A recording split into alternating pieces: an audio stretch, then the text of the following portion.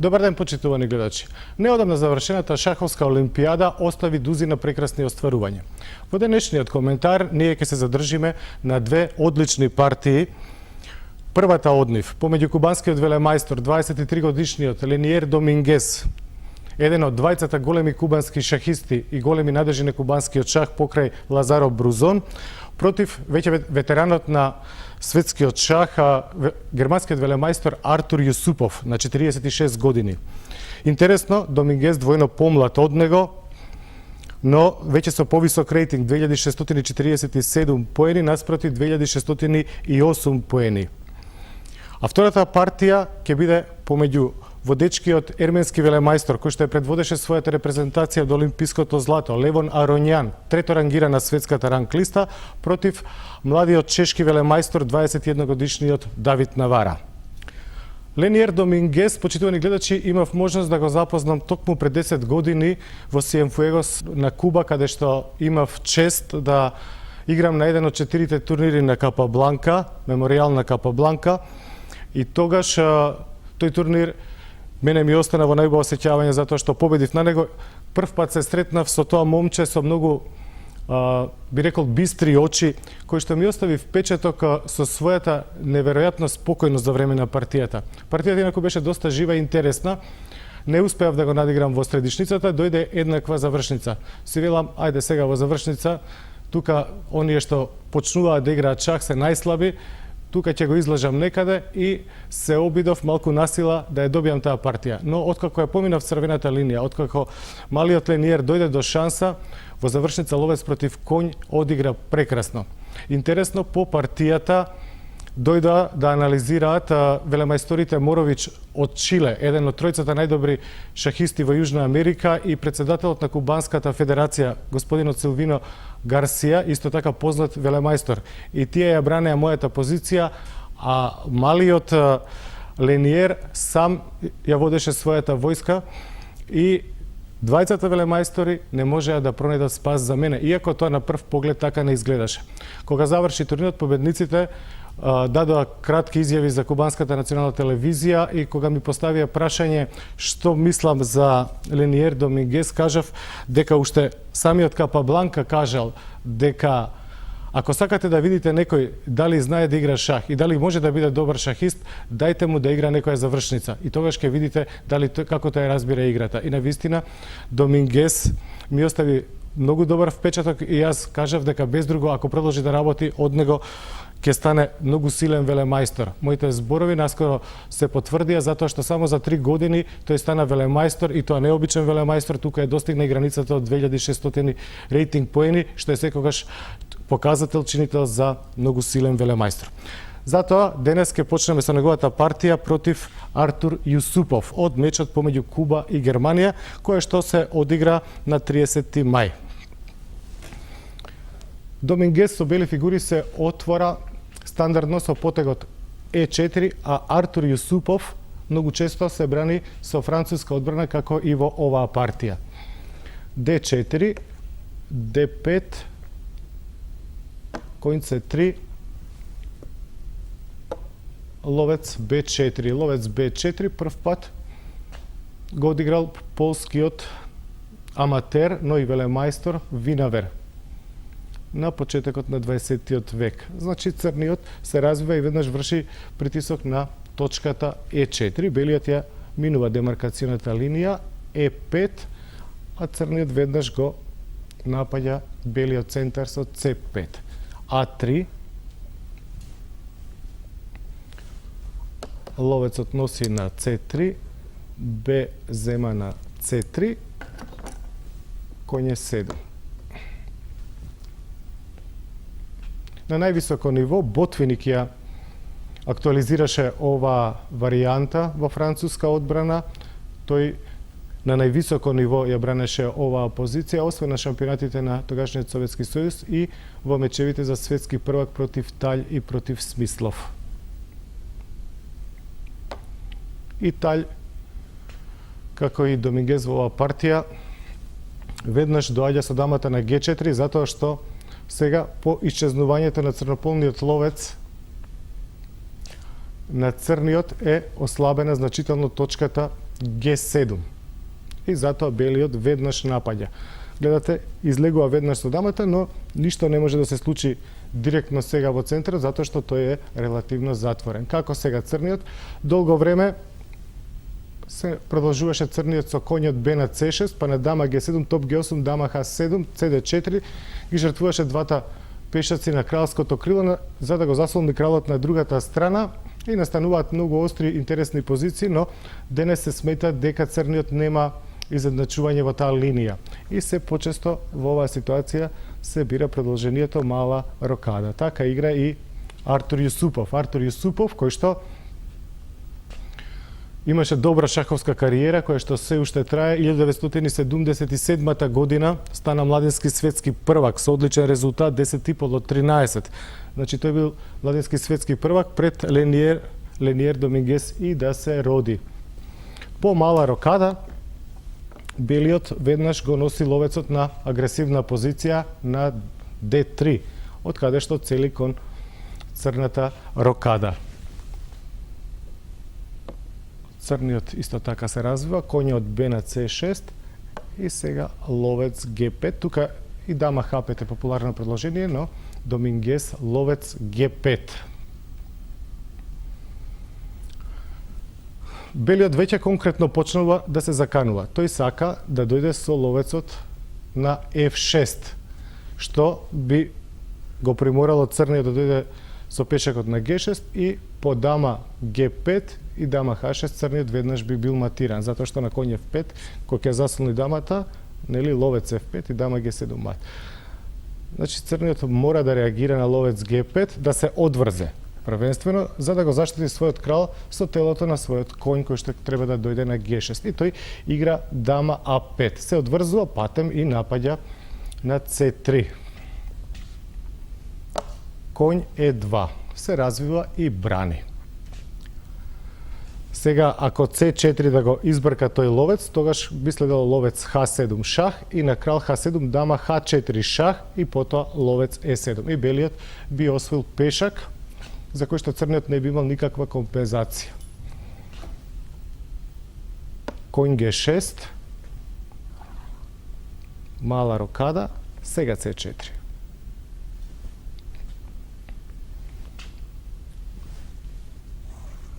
Ловецот носи на G6 и сега F на G6, тоа е изнуден потек, затоа што HG6 би било премногу опасно, затоа што црниот би бил многу слаб на H линијата. Значи белиот топ само треба да дојде на E3, дамата на H4 и мат. FG6 е стандарден потек за ваква ситуација. И сега многу интересна игра Лениер. За очекување е, и да речем до некаде и шаблонски начин на водење на нападот е сега белиот да продолжи со H4, со идеја H5. Веднаш да предизвика конфликт на кралското крило. И воопшто, кога некоја партија ќе заврши со убава комбинација, шаховскиот љубител секогаш се одушевува од таквите комбинации. Но затоа, за шаховскиот мајстор е многу поважно и тој внимателно следи како белиот го гради нападот, односно таа страна што напаѓа, што ќе направи комбинацијата, како се гради, како се доаѓа до таа позиција да стане зрела за комбинација, да видиме како Лениер ќе ја води играта. Многу интересна партија и многу поучна. Тој не игра H4, туку игра A4. Зашто игра A4? Прво со тој потек ја ограничува дамата, која што често доаѓа на A4 да врши притисок на C2 и понатаму по потреба да дојде на E8 полето кое што е за неја најдобро, затоа што ова точка е многу чувствителна кај црниот. По A4, сега црната дама не може да дојде на A4 каде што сака во принцип да дојде, затоа таа се враќа назад. Сега, уште еден неочекуван потек, тоа е потегот ловец C1. За мене A4 и ловец C1 беа главното изненадување и беше многу интересно да видам што белиот ќе сака. Се уште не се гледа јасно што му е точно целта и идејата. Дама F7, конј G3, него пушта на F5, ловец на D7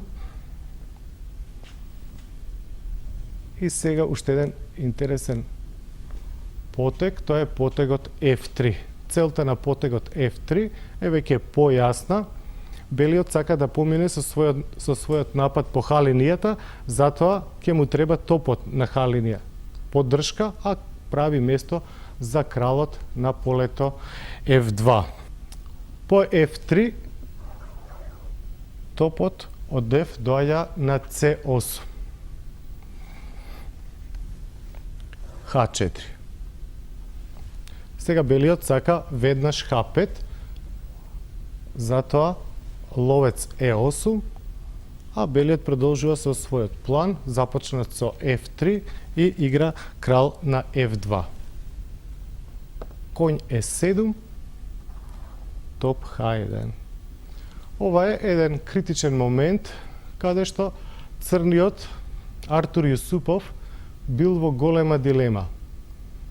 Дали самиот радикално да го спречи потегот H5 од страна на белиот, самиот да одигра H5 и да игра оваа позиција по дама H3 или да се брани без да го одигра тој потег H5, затоа што H5 е многу одговорен потег и ако подоцна ја загуби партијата, веројатно дека причината за тоа ќе се бара токму во потегот H5. Планот на белиот би бил ловецот да дојде на G5, коњот да дојде на F4, другиот топ на G1 и повторно да спроведе G4. Затоа што кога ќе дојде по H5, веќе не ќе може згодно да го контролира полето G5 и таму ќе се вгнезди прво црниот ловец, а потоа и на F4 и белиот конј. А не се гледа што црниот за тоа време ќе направи. Значи би дошол во некоја глува одбрана каде што би немал големи контрашанси, а позиција без контрашанси не сака никој. Поготово не силните шахисти.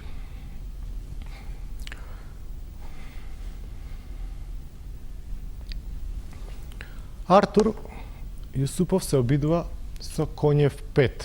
Се разбира дека белиот не треба да промени ни една фигура, му требаат сите фигури за напад и затоа тој стратешки се повлекува назад со конјот на E2.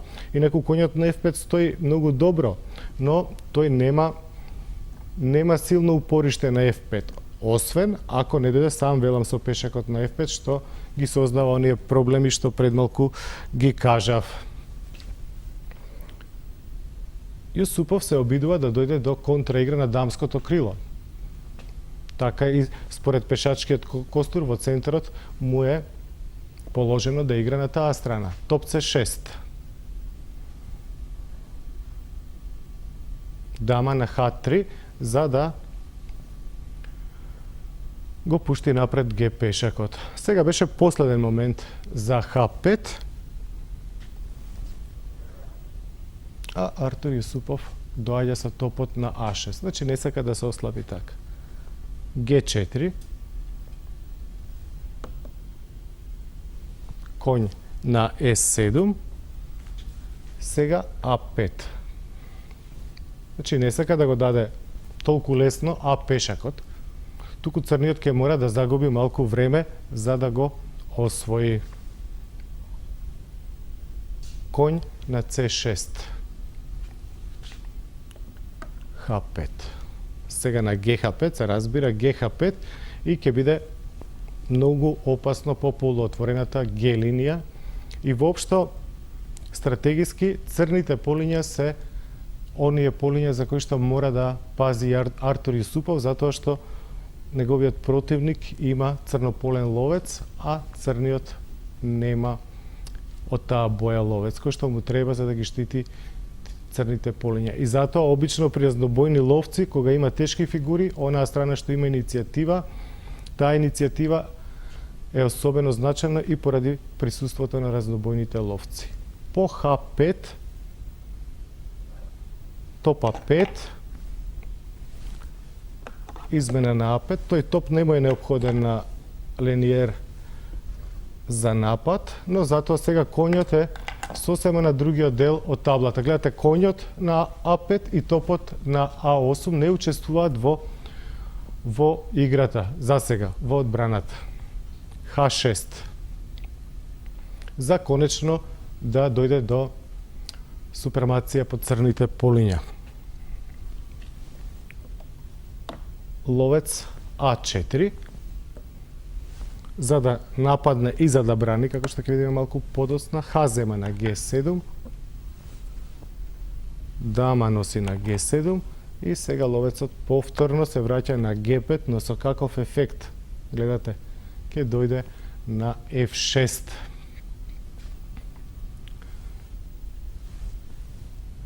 Ловец на C2, коњ F4. Сега е нападнат пешакот на E6 и се чини дека тука Јусупов ја прави единствената видлива грешка во партијата. За каде се кријат другите грешки е многу тешко да се каже. Веројатно дека ќе требаат многу подетални анализи за да се утврди каде црниот можел да игра подобро претходно. Тука тој требаше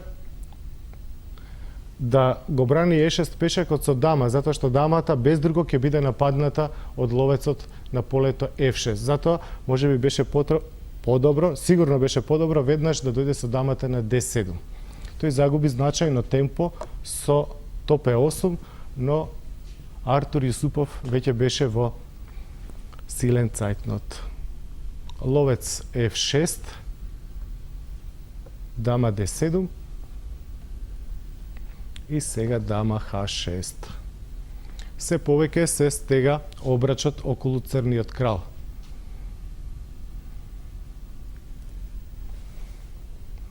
Коњ C6, коњот се стреми да помогне во одбраната, но веќе е доцна.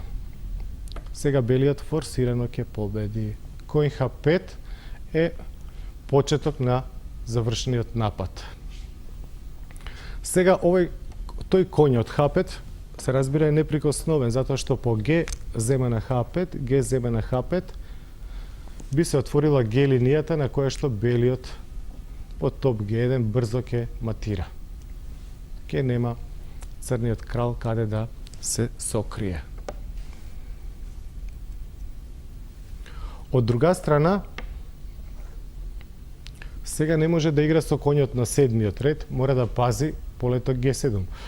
Не може, например, да дојде со коњот на D8, затоа што тогаш ловецот ќе носи на D8 и сега не може со дама, затоа што ќе добие мат на Г7, а не може ниту со топ, затоа што сега на испразнетото поле ќе дојде коњот од F6 и ќе даде шах и шех и ќе освои противничката дама. Значи, коњот не може да помогне. Сега Јусупов се обидува да организира одбрана на седмиот ред со топ F8, сакајќи да дојде со топот на F7, но нема да има време за тоа. Коњ G7. Ја прекина комуникацијата на црниот по седмиот ред и веќе се заканува со дама H7 и потоа мат. G5 е единствен потек за да брани од C2 на H7, но таа одбрана е сосема краткотрајна. Коњ зема на E6. Дамата не може да носи заради дама G7 мат. Нападнате топот. Топот доаѓа на E8. Нападнате два пати од коњот и од дамата. Топ E8 и сега дама носи на G5 и по ловец G6 следува завршниот удар, од кој што верувам дека ќе се одушеват сите љубители на шахот, но за шаховскиот мајстор секогаш е поважно, односно тој внимателно следи како белиот го градеше целиот овој напад за да дојде во ситуација да го зададе завршниот удар. Значи, Домингес, почнувајќи од А4, ловец C1, F3 и целата таа напаѓачка концепција ја изведе бравурозно. Последниот потек во оваа ситуација е ефект на жртва на дама. Дама носи на G6 затоа што крајот делото го краси, нели? Тука Јусупов се предаде, во спротивно по Hg6 ќе добиеше мат топ H8 и по крал F7 коњ G5 шах и мат. Прекрасна матна слика. Верувам ќе се согласите, почитувани гледачи.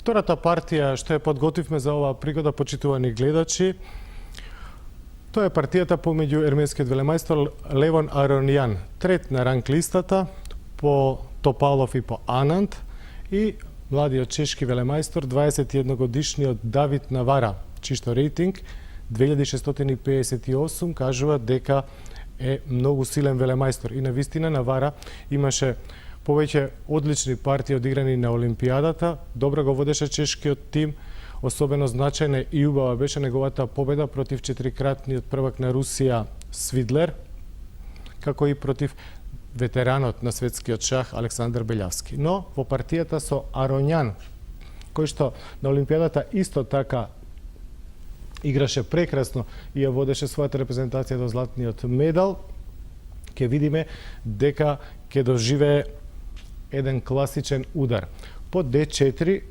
иако ништо тоа не го предвестуваше. Коњ F6, C4, E6, коњ F3, Навара се бранеше со многу солидното отворање, дамско-индиска одбрана, чиј воведен потек е B7, B6. G3 како одговор, фијанкетната варијанта, ловец B7, ловец G2, ловец E7, коњ C3. И сега потегот кој што одамна важи за најсолиден, најдобар во оваа ситуација, тоа е потегот коњ E4. Веднаш да ја растерети позицијата. Ловец D2. И сега тука има повеќе продолжение, едно од најострите и најинтересните продолжение го бира и чешкиот велемајстор, тоа е потегот F5. Се зацврстува на точката E4. Дама C2.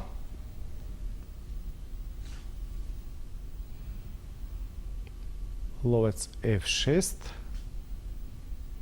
И сега интересен потек коњ на E5. Значи, не рокада, шаблонски, стандардно би рекол, туку интересно коњ E5. Инаку, во мојата база на оваа тема сретнав само една партија и тоа ја играла поранешната јуниорска првенка Камила Багинскаите од Литванија, која што последни 20 години живее во Америка. Таа го играла прв пат овој потек и тоа токму против другиот ерменски велемајстор Акопјан, Владимир Акопјан, кој што играше на втора табла на Олимпијадата и кој што одлично играше, кој што направи 6-7 плюса. Токму Камила Багинскајта против него во оваа ситуација играла коњ Е5. Акопјан одговорил коњ Д6, ловец Б7, коњ Б7, но не ја изедначил позицијата.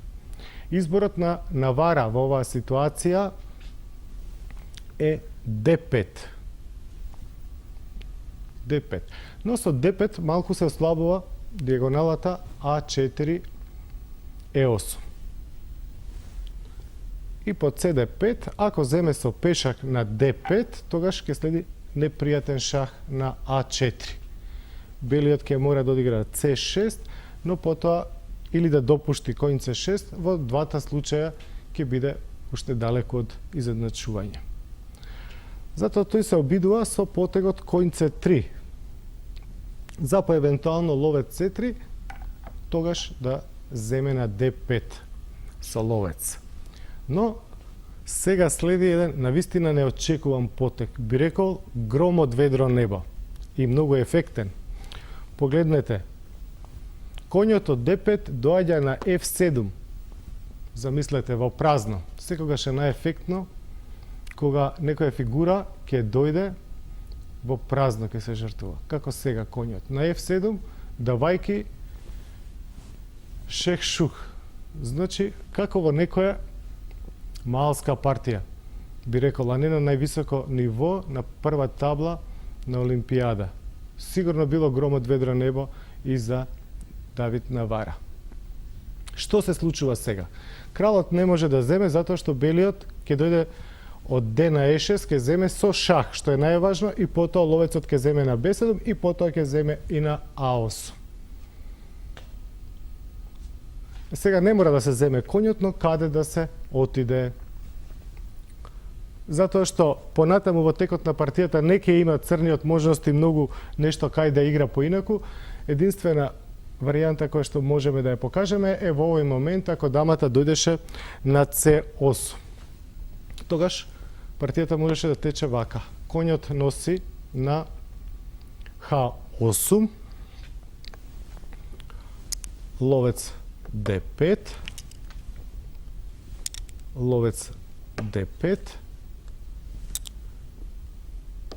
коњот зема на D5, сега E4. F зема на E4, дама E4, со напад на H7, G6, H4, ловец H8, H5. И гледате, сега црниот има две фигури за топ, два коња за топ, но ќе потпадне под жесток напад. H6 и дама G6 или GH5, дама H7, топ H5, потоа голема рокада и со дамата двата топа и ловецот против кралот на E8, веројатно брзо би ја добил оваа партија. Значи трансформација на материјалната во позициона предност и обратно. Значи ова е моментот каде што можеше да игра поинаку, но велам и вака и така изгледаше многу опасно. Брзо ќе се вратиме назад. Топот е на H8, пешакот е на D5. Пешакот е на...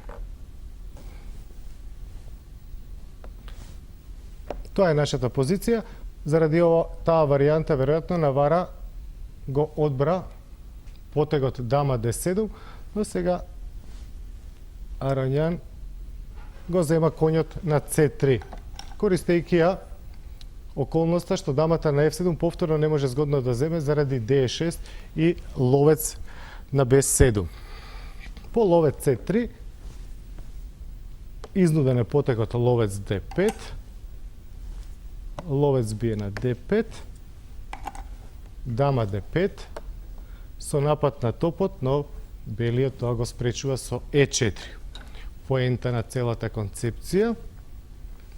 F носи на E4 и дури во овој миг коњот бие на H8. Сега белиот има топ повеќе, но се разбира дека коњот не може да излезе од таму, но затоа црниот ќе треба да загуби време додека да го земе. По коњ H8 црниот мора да се развие, коњ C6, мала рокада, крал E7, но белиот ги мобилизираше сите своји сили. Топ од А на E1, топ носи на H8 и топ E4. Ако ја сумираме, ако ги сумираме резултатите од претходната игра, ќе видиме дека белиот има чист квалитет повеќе. Патем има чувствителна слабост на E6, на C7 и на H7. По топ E4, топот доаѓа во одбрана, топ D8, топ од F на E1 со напад на E6, топ на D6. Сега Аронјан ќе покаже врвна техника на реализација. Топ F4, веднаш напаѓа на H7. Свои слаби страни има и H6. Навара се го бира потегот G6, решава за G6, а Ароњан веднаш H4 за да нападне. Топ D7, за да може црниот да земе на D4, да не виси на C7, но H5. Ловец на D4, на коњ D4, ловецот ќе земеше на D4 и по ловец D4, HG6 и слично како во партијата. Значи на ловец D4, H зема на G6, H зема на G6 и по дама G6 во оваа сосема загубена ситуација Навара го прави уште и превид, завршен превид, но нема тоа никакво влијание за резултатот на оваа патем одлична партија со многу неочекуван удар коње F7. Значи со коње 5 само го забрза крајот. Коње 5, дама F6 и црниот предава затоа што ќе биде матиран. Тоа би било, почитувани гледачи, се за овој шаховски коментар, каде што верувам ви покажавме две интересни партии од завршената Олимпијада во Торино, каде што нашата репрезентација, да повториме уште еднаш, беше 33-та и добро се представи Македонија. Пријатен ден.